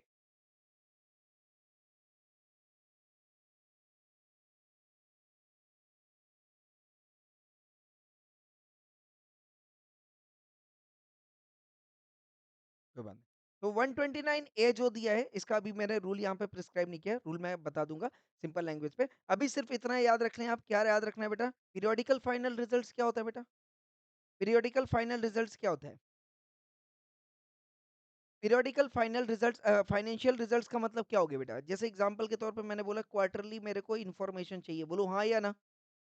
कंपनी को क्वार्टरली इन्फॉर्मेशन चाहिए या मंथली इन्फॉर्मेशन चाहिए? बताओ जरा फटाफट से। सेल्स का चाहिए होगा या नहीं चाहिए होगा? परचेज का चाहिए होगा या नहीं चाहिए होगा? पेमेंट का चाहिए होगा कि नहीं चाहिए होगा? रिसीट का चाहिए होगा कि नहीं चाहिए होगा? बैंक स्टेटमेंट चाहिए होगा कि नहीं चाहिए होगा? यस और नो? तो अगर हाँ, अगर क्या बोल रहे हैं सेंट्रल गवर्नमेंट को अगर लगे कि जरूरत है अनलिस्टेड कंपनीज के केस में, यस नो, तो वो क्या प्रिपेयर करवा सकती है? जल्दी बोलो फटाफट से कंपनी से। Financial results of the company on such periodical basis and in such form as may prescribe जो है वो मैं कवर करूंगा to obtain approval of the board of directors and complete audit or limited review of, come on, such financial result. तो ये जो भी अच्छा फाइनेंशियल रिजल्ट्स में क्या क्या आएगा बेटा? जब ये फिगर मिल गया बताओ जरा फटाफट से, फाइनेंशियल रिजल्ट्स में क्या ले सकता हूं मैं? ग्रॉस प्रॉफिट ले सकता हूं, come on everyone, yes no? अगर मैं ये फिगर मंगा रहा हूं तो मैं क्या कंप्यूट करवाना चाह रहा हूँ? Gross profit. दूसरा मैं कवर करवाना चाह रहा हूँ नेट प्रॉफिट, बोलो हाँ या ना? लेवरेज निकलवाना चाह रहा हूँ बेटा, बोलो हाँ या ना?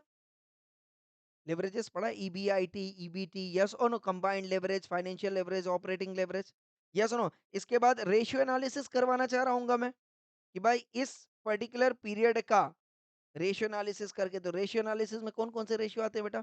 Stock turnover ratio, fixed assets turnover ratio, debt equity ratio, yes no? तो मैं हर उस पर्टिकुलर पीरियड का क्या जानना चाहूंगा बेटा? रेशियो एनालिसिस करवाना चाहूंगा, यस नो? जितने भी क्या बोल सकते हैं इसको, अ, इसके लिए एक वर्ड आता है, क्या बोलते हैं उसको? वर्ड नहीं याद रहा है। हाँ हाँ, ये एग्जैक्टली कॉस्ट ड्राइवर, क्या बोलते हैं इसको बेटा? एक्टिविटी ड्राइवर, क्या बोलते हैं इसको? एक्टिविटी ड्राइवर, या आप इसको बोल दो फाइनेंशियल ड्राइवर्स, क्या बोलते हैं इसको? फाइनेंशियल ड्राइवर्स, है ना? तो ये फाइनेंशियल ड्राइवर्स मुझे समझना है कि भाई इस पर्टिकुलर क्वार्टर का या इस पर्टिकुलर मंथ का इसमें कितने चेंजेस आए हुए हैं वो मुझे इन्फॉर्मेशन चाहिए। अच्छा, ये क्यों चाहिए होती है ये इन्फॉर्मेशन बेटा? ताकि फाइनेंशियल कंट्रोल जो है वो बना रहे। बोलो हाँ या ना? नॉर्मली मैं देख रहा हूँ हर महीने मेरा जो ग्रॉस प्रॉफिट आ रहा है बेटा वो 25% आ रहा है, मतलब ओके ओके है। मतलब सेल्स भी बराबर चला, परचेज भी बराबर चला, यही मतलब हुआ ना? हाँ या ना? बट अचानक से ग्रॉस प्रॉफिट कम हो गया, तो बताओ जरा फटाफट से, मतलब या तो सेल में डिस्टर्ब हुआ या तो परचेज में डिस्टर्ब हुआ, बोलो हाँ कि ना? तो इसलिए ये इन्फॉर्मेशन जो है वो मंगाई जाती है जिसके बेसिस पे जो है फाइनेंशियल डेटा पे क्या होता है बेटा? कंट्रोल किया जाता है। आई होप आई एम क्लियर। तो सिंपल लैंग्वेज में यही बोल रहा है कि आप वो आगे डेटा प्रिपेयर करवा दो, उसकी ऑडिट करवा दो एंड देन रजिस्ट्रार को सबमिट कर दो, as simple as that. I hope I am clear with this. Yes, ठीक है, यहां तक क्लियर है एवरीवन? बोले जरा फटाफट से। हाँ, ओके। नाउ इसके बाद ये क्या बोल रहा है बेटा, सेक्शन नंबर 130। 130 क्या बोल रहा है, reopening of accounts on courts और ट्रिब्यूनल ऑर्डर। मतलब आपने क्या किया बेटा, फाइनेंशियल स्टेटमेंट बनाया, सीएफएस बनाया, ऑडिट करवाई, सबमिट कर दिया आरओसी को। बोलो हाँ या ना। मतलब ये क्या था बेटा, गड़े मुर्दे उखाड़ना। एक बार मुर्दे को दफना दिया, एक बार डेटा को आरओसी को दे दिया। तो अगर कभी भी किसी भी वक्त किसी भी फाइनेंशियल मुद्दे पे, यस ना, किसी भी फाइनेंशियल डेटा पे मुद्दा अराइज हो गया और वो मुद्दा कहाँ पहुंच गया बेटा, कोर्ट में। कहाँ पे पहुंच गया बेटा, कोर्ट में। यस ना, ये ट्रिब्यूनल का ऑर्डर आ गया कि भाई मुझे ये चार सारी चीजें फिर से चेक करनी। गड़े मुर्दे उखाड़ना क्या बोलते हैं इसको हम बेटा, गड़े मुर्दे उखाड़ना है। बोलो हाँ या ना। तो उखाड़ना पड़ेगा कि नहीं उखाड़ना पड़ेगा, उखाड़ना किसके बेसिस पे, या तो कोर्ट का डिसीजन या तो ट्रिब्यूनल का ऑर्डर हो। तो आपको क्या करना पड़ेगा बेटा, again books of account open करना पड़ेगा। सही, सपोज एग्जांपल के तौर पे आप देख लो, इनकम टैक्स डिपार्टमेंट का ऑर्डर आ गया। बोलो हाँ या ना। भाई मुझे 6 साल का जो है क्या करना है बेटा, असेसमेंट करना है। तो भाई चेक करो, जीएसटी का ऑर्डर आ गया, चेक करो। एनसीएलटी का ऑर्डर आ गया, चेक करो। एनसीएलएटी का ऑर्डर आ गया बेटा, चेक करो। बोलो हाँ कि ना। तो कंपनी को क्या करना पड़ेगा बेटा, जल्दी बोलो फटाफट से, ओपन करना पड़ेगा। क्या नॉर्मली कंपनी अपने आप ओपन कर सकती है क्या, नहीं कर सकती। एक बार मुर्दा गड़ गया तो उसको नहीं उखाड़ना, unless application in this regard is made by come on, central government ने बोला हो, या इनकम टैक्स अथॉरिटी ने बोला हो, सेबी ने बोला हो, या जीएसटी भी कवर हो जाएगा। हाँ, जीएसटी भी कवर हो जाएगा। बोलो हाँ या ना। पिक्चर क्लियर हो, अच्छा। और ये एप्लीकेशन किसकी वजह से आ रहा हो बेटा, क्या हुआ हो बेटा, जल्दी बोलो फटाफट से। फ्रॉड हुआ हो या मिसमैनेजमेंट हुआ हो, जिसकी वजह से रिलायबिलिटी जो है फाइनेंशियल स्टेटमेंट की अफेक्ट हो गई हो। बोलो हाँ या ना। भले ही उसमें चार्टर्ड अकाउंटेंट का सिग्नेचर है, बट किसी ने फ्रॉड किया, वो भाई सीए की आंखों से भी नहीं दिखा, बराबर है, उसने साइन कर दिया। बट जो लोग, जो शेयर होल्डर इस बैलेंस शीट को देख के उसके बेसिस पे अपना पैसा लगा रहे थे, बताओ जरा फटाफट से, उनको लॉस हुआ कि नहीं हुआ, हुआ कि नहीं हुआ, यस और नो। यस भाई, प्रॉफिट एक्चुअल में इतना नहीं था, बट आपने दिखा दिया। सीए भी बोला मुझे क्या पता भाई, इंफॉर्मेशन दे रहे थे, ये इनवॉइस ला रहे थे, ये देखो साहब डॉक्यूमेंट अवेलेबल है। उसने भी हाथ छुड़ा लिया, भाई साहब मैंने जो भी अकाउंट बनाया as per the ledger provided by the company है। बोलो हाँ या ना। यही मतलब हुआ ना, यस और नो। तो फिर अब किसके पास, अब बात जाएगी किसके पास बेटा, सीए के पास फिर से बात चली जाएगी। बोले चलो कोई बात नहीं, आपने आपने जो है उसके हिसाब से किया, पर आपको हमने ऑडिटर भी तो बनाया हुआ था। बोलो हाँ या ना। तो क्या आपने उन डॉक्यूमेंट्स की तहकीकात की या नहीं की, अब वहां पे सीए फंस जाएगा। बोलो हाँ कि ना। तो समझ में आया या नहीं आया, यस और नो। यस, अच्छा अब सीए क्या बोल देगा बचने के लिए, अब क्या बोल देगा, डिस्क्लेमर ऑफ रिपोर्ट।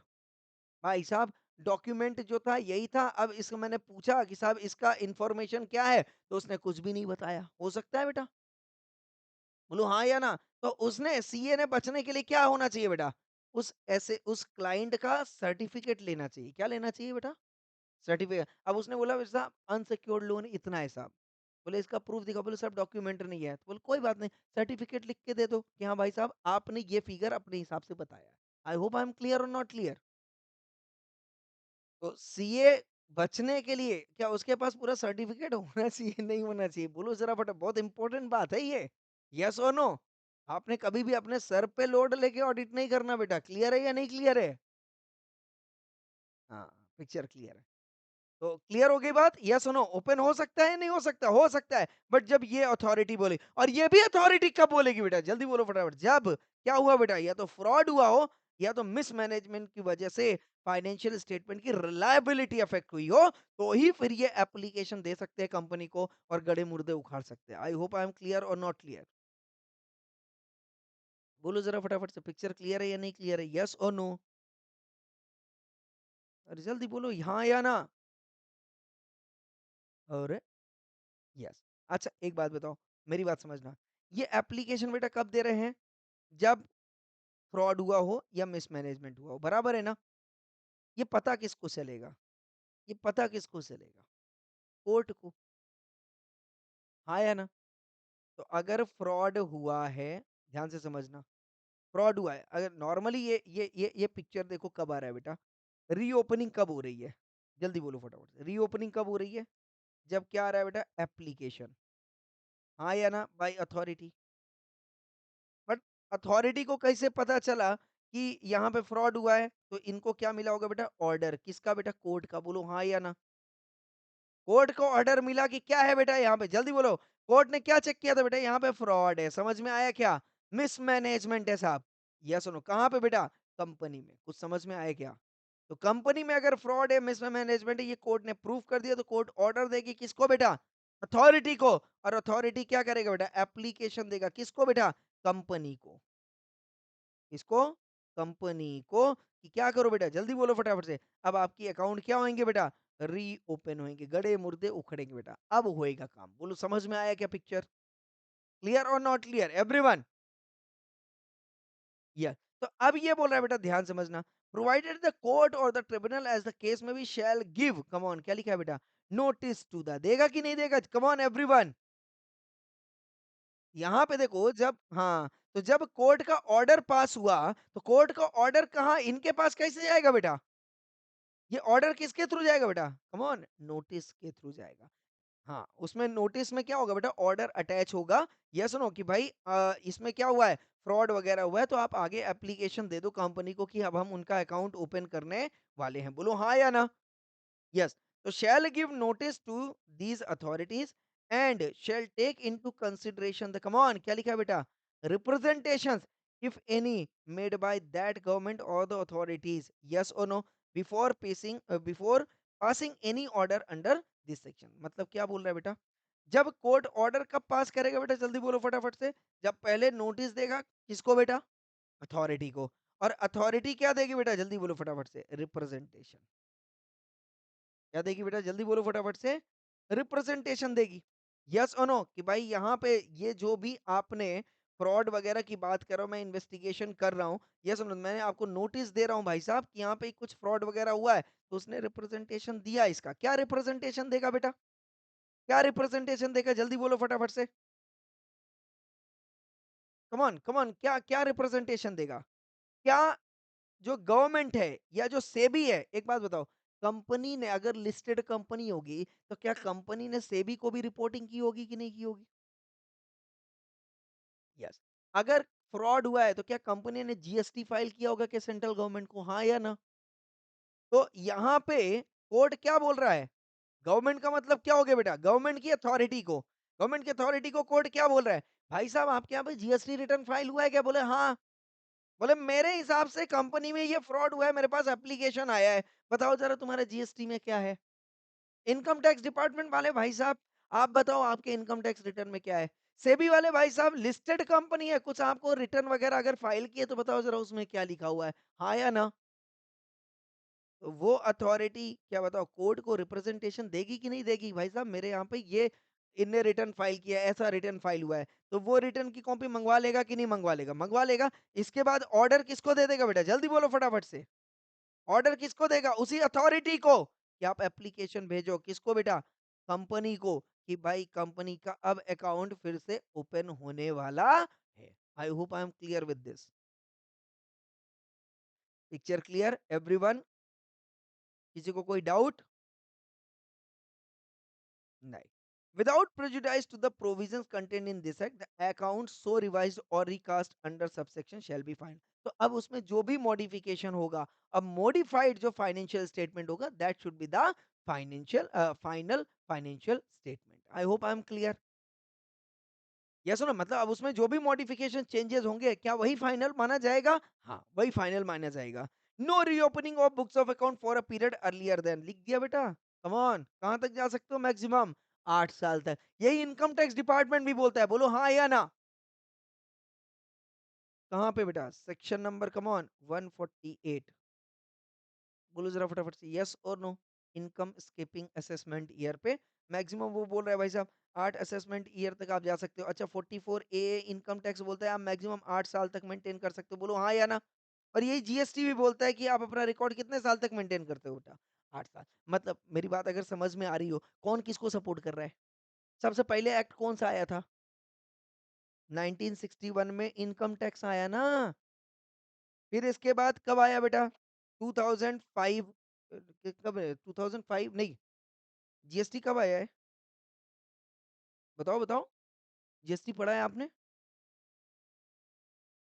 2015, 15 और 15 में आया और 17 में लागू हो गया है। एम आई राइट और नॉट? है ना?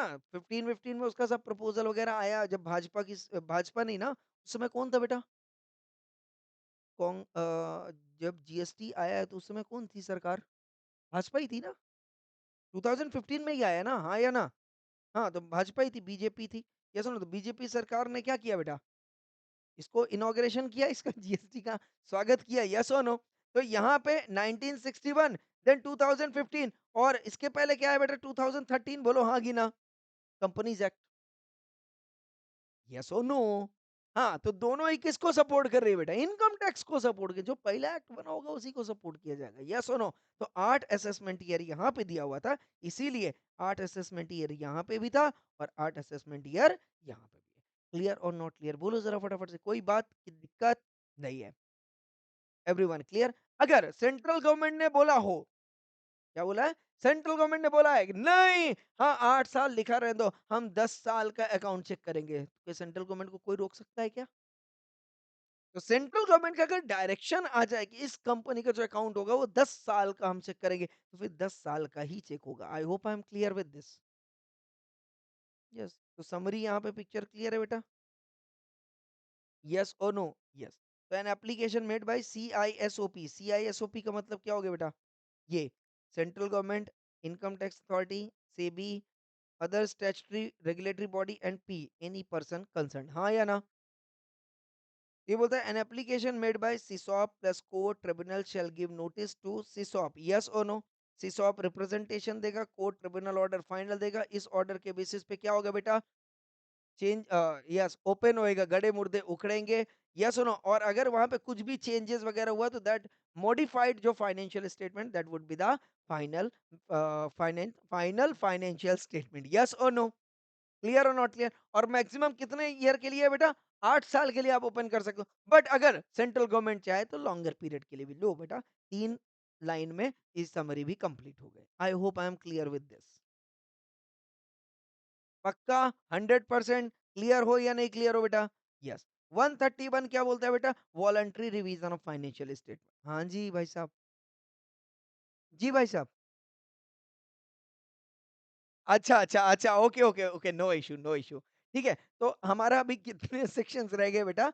131 से लेके 138 तक का सेक्शन रह गया। पर इसमें अभी समझ लेना, मेरी बात समझ लो, 131 तो छोटू-सा सेक्शन है। अच्छा 131 आप, अच्छा मेरे को पढ़ाना ही पड़ेगा। छोटा-सा सेक्शन एक बार पढ़ लोगे क्या? बाकी मैं एक बार टच करा दूँगा। यहाँ पे ये बोल रहा है कि नॉर्मली गवर्नमेंट जो है, गड़े-मुर्दे उखाड़ सकती है। बोलो हाँ कि ना? क्या आप वॉलंटरी भी काम कर सकते हो क्या? कर सकते हो। कर सकते हो। ये लिखा है if it appears to the director that financial statement report or do not comply with this and this, तो फिर आप रिवाइज कर सकते हो। मतलब क्या हो गया बेटा? आरओसी को फाइल करने के पहले या बाद में? बाद में, है ना? एक बार आपने आरओसी को फाइल कर दी, इसके बाद आप रिवाइज कर सकते हो। यही मतलब है बेटा, हाँ या ना? हाँ, बट उनके पास पावर कहाँ तक का है बेटा? जल्दी बोलो फटाफट से। Any of 3 preceding financial year. एक बार आप पढ़ लेना, इसको फिर मैं टच अप करवा दूंगा। चलेगा? एवरीवन, एवरीवन चलेगा नहीं चलेगा? ठीक है? अब मेरी बात ध्यान से समझ लो। 131 तो एक ये छोटी-सी बात हो गई, इस पे अपन बात नहीं कर रहे हैं। ठीक है? मैं कुछ नहीं पढ़ा रहा हूँ, कुछ नहीं पढ़ा रहा हूँ। जस्ट बता रहा हूँ कि इसमें क्या-क्या अभी पढ़ाने वाले हैं अपन। एक आएगा बेटा 132 पे NFRA, national financial reporting authority. ये थोड़ा-सा अपन डिटेल में पढ़ेंगे। बराबर है क्या? ये देखो, एनएफआरए का पूरा जो है काला चिट्ठा अपन यहाँ पे पढ़ने वाले हैं डिटेल में।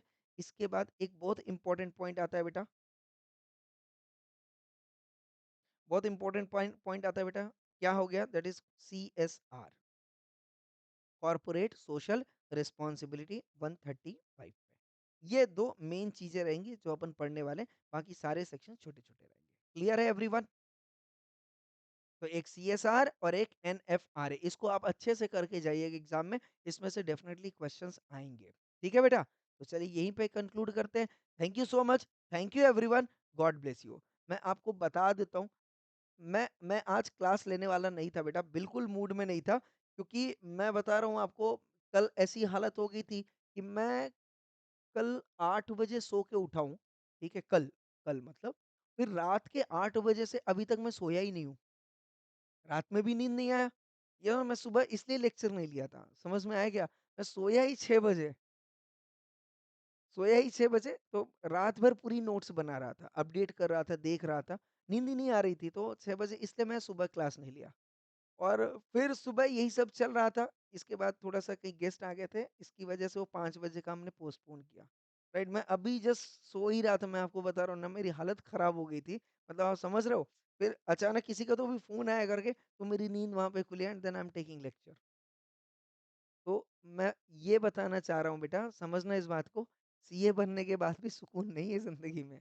समझ में आ रहा है या नहीं आ रहा है? अभी तो शुरुआत है आपकी, अभी तो शुरुआत है आपकी।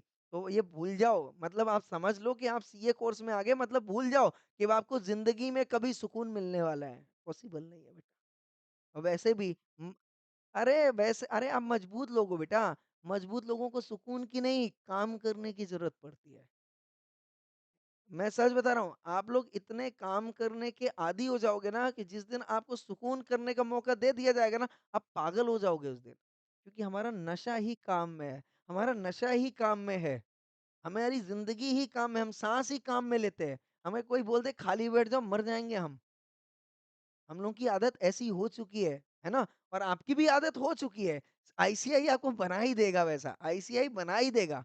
I am damn sure for that. Clear है बेटा? और अच्छा यार, ज़िंदगी में भगवान को शुक्र अदा करो कि आपको ज़िंदगी में करने के लिए कुछ काम है। हाँ या ना? नहीं तो ऐसे बहुत सारे बेबस लाचार बैठे हैं जो करना तो चाहते हैं पर उनके पास काम ही नहीं है। ठीक है? तो चलिए, thank you so much, thank you everyone, God bless you, शुभ रात्रि। बेटा रुक जा थोड़ा-सा, रुक जा। मैं आपको अपडेट कर दूँगा। Yes, most probably morning time रहेगा अपना 7:30 का ही। यस, कल सुबह ले लेंगे अपन क्लास, कोई दिक्कत नहीं है। ठीक है? ओके, चलो, थैंक यू सो मच। नहीं पक्का बेटा, मैं लेना चाहता हूँ सुबह, मैं बता रहा हूँ ना 2 दिन से मेरी ऐसी हालत है, मैं रात को सो ही नहीं रहा हूँ, नींद ही नहीं आ रही है। तो मैं क्या करना, पढ़ाई करने बैठ जाता हूँ। नहीं, सोता हूँ तो भी नींद नहीं आती, मैं क्या ही करूँ? ठीक है? पता है ऐसा ऐसा टेंशन रहता है कि आपको पढ़ाना है, कुछ चीज़ें मिस नहीं होनी चाहिए, ऐसा दिमाग में मेरे थॉट प्रोसेस चलता रहता है। यस और नो, तो वो कीप अपडेटिंग, क्योंकि लॉ है ना बेटा, थोड़ा-सा भी पॉइंट मिस होता है तो पूरा का पूरा जाता है। तो दिमाग में वो चलता रहता है, इसलिए 2 दिन से ना अभी नींद ही नहीं आ रहा है मेरे को, पता नहीं। पर चलो एनीवे ठीक है, मिलते हैं अपन, कल कोशिश करें सुबह ही लेक्चर अपन रखें। ठीक है बेटा? Thank you so much, thank you everyone. Yes बेटा, यस। गुड नाइट बेटा, गुड नाइट। गुड नाइट बेटा।